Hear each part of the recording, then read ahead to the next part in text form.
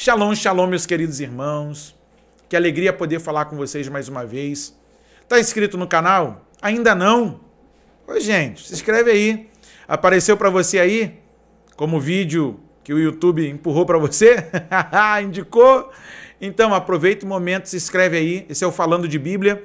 E agora um vídeo resposta para um dos nossos seguidores, que na verdade foram mais de 10, que me fizeram a pergunta sobre a questão que está em alta no momento, sobre um cantor aqui do Rio de Janeiro que cobra um valor exorbitante para se apresentar nas igrejas. E aí eu gostaria de meditar um pouco com você na palavra do Senhor. Primeira carta de Paulo apóstolo à igreja de Corinto, capítulo de número 9. Escrito está: não sou eu apóstolo, não sou livre, não vi eu a Jesus Cristo, Senhor nosso? Não sois vós a minha obra no Senhor? Se eu não sou apóstolo para os outros, ao menos o sou para vós, porque vós sois o selo do meu apostolado no Senhor. Esta é a minha defesa para com os que me condenam. Não temos nós direito de comer e de beber? Por que Paulo está fazendo uma defesa aqui?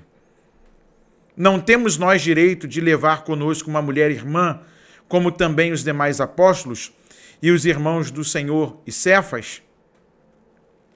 Ou só eu e Barnabé não temos direito de deixar de trabalhar? Quem jamais milita à sua própria custa? Quem planta a vinha e não come do seu fruto? Ou quem apacenta o gado e não come do leite do gado? Digo eu isso segundo os homens? Ou não diz a lei também o mesmo? Porque na lei de Moisés está escrito: não atarás a boca ao boi que trilha o grão. Porventura, tem Deus cuidado dos bois? Ou não o diz certamente por nós? Certamente que por nós está escrito: porque o que lavra deve lavrar com esperança, e o que debulha deve debulhar com esperança de ser participante. Se nós vos semeamos as coisas espirituais, será muito que de vós recolhamos as carnais? Se outros participam deste poder sobre vós, por que não mais justamente nós? Mas nós não usamos deste direito, antes suportamos tudo para não pormos impedimento algum ao evangelho de Cristo. Verso 13 do capítulo 9 da carta de Paulo aos Coríntios, primeira carta. Não sabeis vós que o que administra, o que é sagrado, comem do que é do templo? E que os que de contínuo estão junto ao altar participam do altar? 14. Assim ordenou também o Senhor aos que anunciam o evangelho que vivam do evangelho. Eita, meu pai! Sabe de uma coisa? Não sei se você já leu a biografia de Jesus direitinho, mas Jesus também recebia oferta. Ah, Paulo, ele não cobrava. Então, por que ele recebia? Ué, pegou dinheiro. E quem mais ofertava no ministério terreno de Jesus eram as mulheres. E naquela época, um homem ser sustentado por uma mulher era uma vergonha. Paulo está fazendo uma defesa do seu apostolado e dos demais apóstolos, porque houve uma confusão nesta igreja abençoada de Corinto. Corinto, ela ia aos mais altos níveis da espiritualidade e daqui a pouco ela desceu aos porões mais baixos da carnalidade. Quantos também não se parecem com a igreja de Corinto? Aí quando aparece alguém, querem bater, querem crucificar, querem escorraçar o camarada. Aí chamam de filho do diabo, tanto quem prega quanto quem canta. Quantas vezes somos acusados de sermos mercenários? Eu não estou aqui defendendo o pacote todo não, tá? E também não é essa a minha questão aqui. Eu estou falando que se você vai convidar alguém para trabalhar no altar da sua igreja, ou na sua igreja não tem cantores, ou na sua igreja não tem pregadores, ou na sua igreja não tem gente apropriada, capacitada para ensinar, ou na sua igreja não tem pessoas tão capacitadas e ungidas para cantar. Qual é a finalidade que você leva um cantor na sua igreja? Só para abençoar a obra? Para a igreja conhecê-lo? Ou você quer fazer um marketing que a sua igreja é uma igreja que é top e que ela consegue receber gente famosa? Tudo é um custo, irmão. Tudo é um custo. E outra, se você está trazendo alguém para fazer o serviço que você deveria fazer na sua igreja, então você pague. Ué. Oxe. Ah, mas tem gente que abusa, pastor. Eu sei que tem gente que abusa. Por exemplo, eu fui numa igreja uma vez, aí o pastor olhou para mim e falou assim no final do culto: meu filho, queria tanto te abençoar, te dar uma oferta de amor, mas o pastor que veio aqui ontem, mano, dei 5 mil reais de oferta para ele, deixei ele aqui no hotel, e a conta do hotel veio a mais, porque ele pediu lá uns negócios lá para comer, para beber. Para beber. E não foi Coca-Cola, você entende esse mistério? Falo por enigmas, como bom assembleiano que sou. E aí, pastor, me perdoa, não tive, sabe? Aquela coisa de me preparar. O cara me convidou há 7 meses antes do evento. Disse que não teve como se preparar. Aí, eu fui perguntar para a igreja, para alguns irmãos: e o que o pregador pregou ontem? E, o pregador falou um monte de besteira. Mas qual o texto que ele pregou? Não, ele leu um texto, mas falou outra coisa. Sem contar os camaradas que são cantores e pregadores, que são chamados para fazer uma coisa e querem fazer outra. Por exemplo, tem cantor que ao invés de cantar, canta uma música, aí quer pregar. Aí você chama o miserável para cantar, ele quer pregar. Chama para pregar, ele quer cantar. Vai entender o camarada. Se decide, meu filho. O que você quer fazer da vida? Qual é o ministério que você está exercendo? Aí tem um outro lá, você chama para pregar, não estuda o texto, você dá uma temática para ele, aí ele chega na cara de pau diante da igreja e diz assim: não, porque eu estava conversando com o Espírito Santo nessa tarde e ele falou para mim pregar essa palavra aqui. Eu sei que os irmãos alinharam uma palavra, mas Deus tem outra palavra. Ou seja, Deus tem 2 bocas, 2 conversas, 2 papos, que mandou o anjo da igreja, deu uma palavra de ordem para o departamento, usar aquela temática como tema para aquele congresso, ou tema anual da igreja. Aí o camarada é convidado, dá um tema para ele, ele não estudou, é um preguiçoso, e Deus mandou pregar outra coisa, que tudo botam na conta de Deus. Olha o que diz a Bíblia: assim ordenou também o Senhor aos que anunciam o evangelho, que vivam do evangelho. Verso 13: não sabeis vós que os que administram o que é sagrado comem do que é do templo, e os que de contínuo estão junto ao altar participam do altar? Não é pecado, irmão, o pastor tem um bom salário, o ministro de louvor, a igreja que pode abençoar o camarada para ele fazer composições lá naquela igreja, poder treinar pessoas, estudar música, estudar canto, se aprimorar naquilo que faz. Agora, tem uma galera aí, irmão, que ela é mercenária, exploradora. Mas sabe por que ela é exploradora? Por causa de um monte de líder que se comportou com ele antes ou com outros como pessoas que não eram cristãs, que marcou uma coisa e não fez, que o cara sofreu um acidente no meio do caminho e não quis nem saber do cara, não perguntou. Porque tem gente que convida e acha que você vai vir comandando, né? Não pergunta: aí, irmão, como é que você vai vir? Como é que a gente pode fazer? Irmão, você está com o dinheiro para gasolina aí? Você está com o dinheiro da passagem para poder vir? O que eu posso te ajudar? Já que alguém está indo trabalhar no seu lugar, ei, faz a coisa certa. Honra quem você está levando. Porque se ele está trabalhando junto ao altar para a edificação da igreja, honre ele. Agora, de boa, sabe por que essa turma cobra? Sabe por que essa turma pede um valor exorbitante que vocês dão?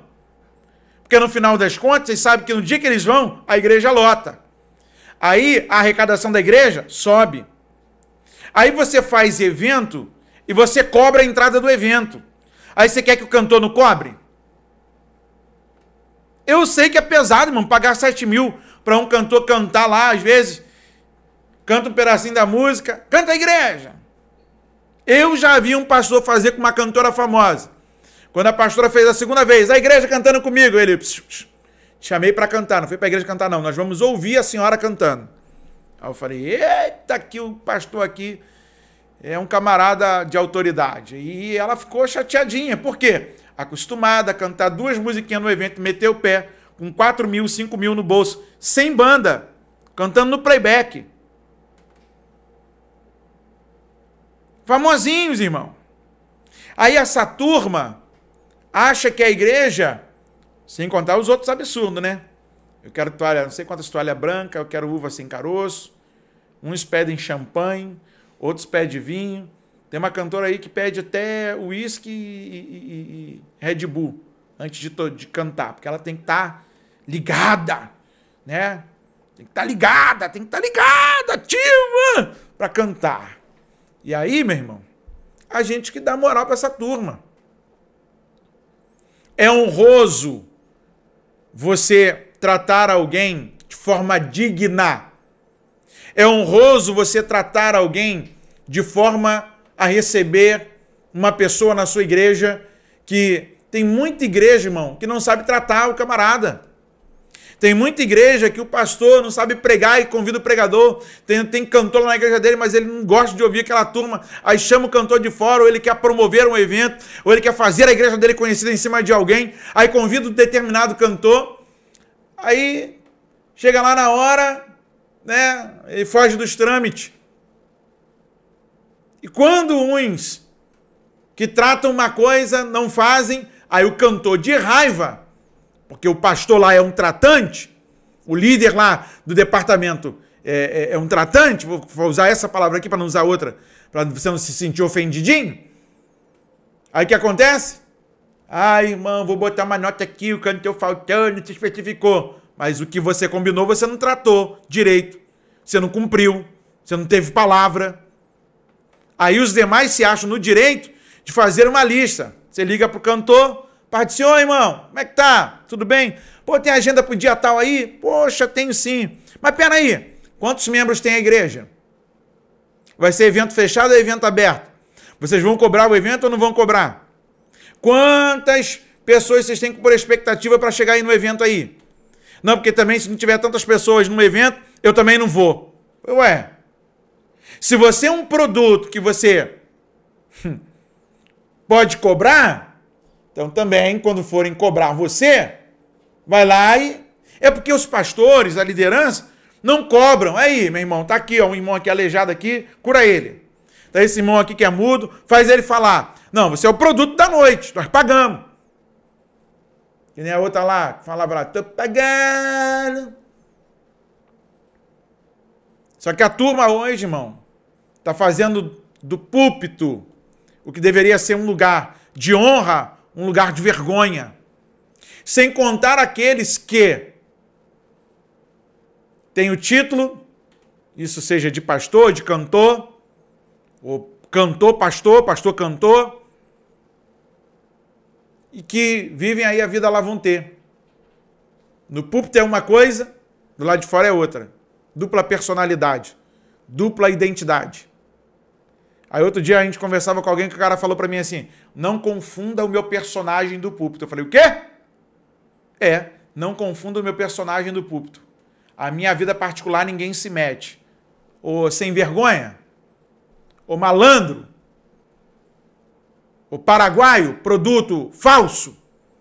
Você é o que é em qualquer lugar. Eu sou pastor Paulo Nascimento aqui no estúdio gravando, sou pastor Paulo Nascimento na rua, sou pastor Paulo Nascimento na igreja, sou pastor Paulo Nascimento no trabalho, sou pastor Paulo Nascimento em onde chegar.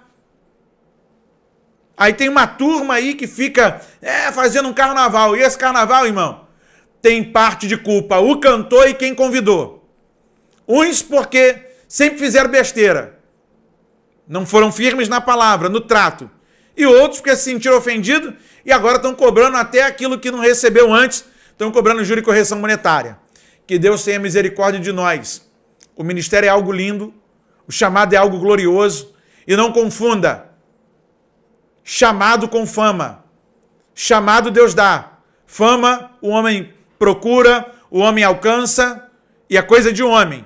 Agora, chamado é coisa de Deus. E não confunda chamado com estrelismo, chamado com fama. Fama é coisa da terra, chamado é coisa do céu. Fama é coisa de homens que querem aplausos, querem reconhecimento a qualquer custo. Mas chamado é coisa divina. Honre o seu chamado, honre o seu ministério e siga o propósito que Deus lhe deu, fielmente glorificando ao Senhor.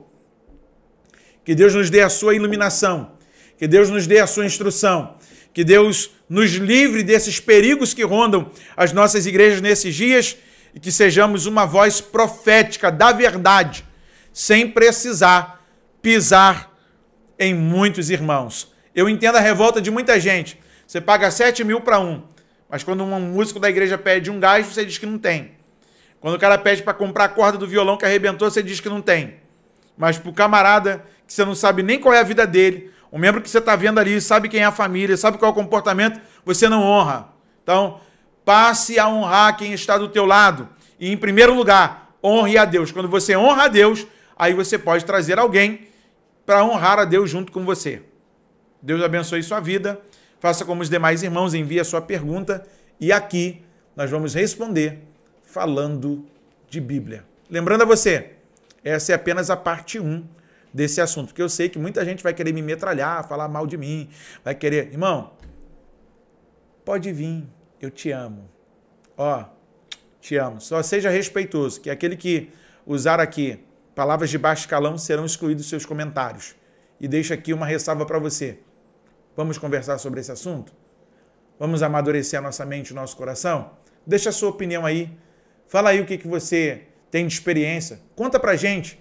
Nós estamos aqui para te ouvir também. Esse é um dos nossos propósitos. Te ouvir e dar voz a você, que muitas vezes não tem voz aí fora.